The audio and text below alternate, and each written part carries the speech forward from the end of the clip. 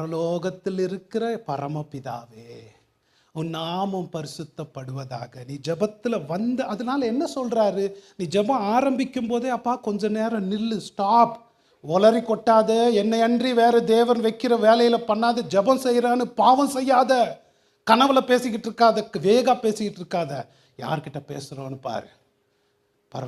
நீ பூமியில இருக்கிற, அவர் பரலோகத்துல இருக்கிறார். முதல்ல அதை உணரு.